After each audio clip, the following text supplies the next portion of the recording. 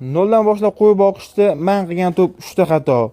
Bu xatolarni takrorlamaslik uchun videoni oxirigacha ko'ringlar. To'p 3-xatoni deyarli 99% odam qiladi.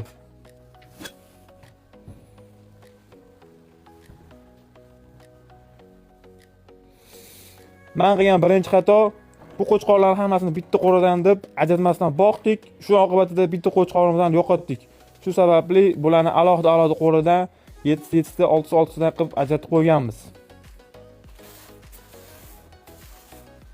Ikkinchi xatoyimiz, qo'chqorlarni olganimizdan keyin ularning yemlarini nazorat qila olmadik. Ya'ni yemlar bizga 2 barobar qimmat tushdi qishda olganligimiz sababli. Agar uni yozda yoki kuzda oladigan bo'lsanglar, yemlar 2 barobar arzon tushadi.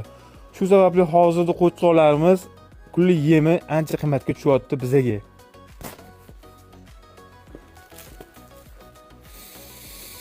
Uchinchi, meni eng katta xatoyim, buni hamma qiladi, bu ikkilanish.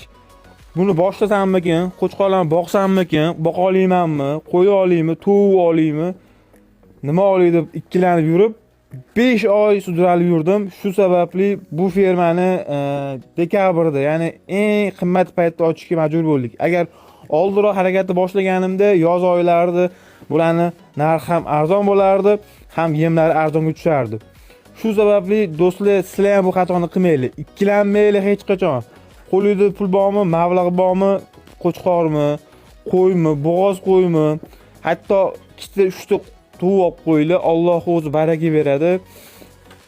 Bemalol keyin boqasizlar. Mana turishini qarang. Nima deyapti bular?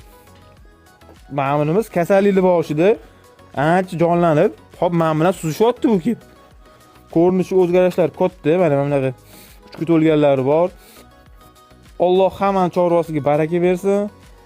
Bizlarni kuzatishda davom etinglar.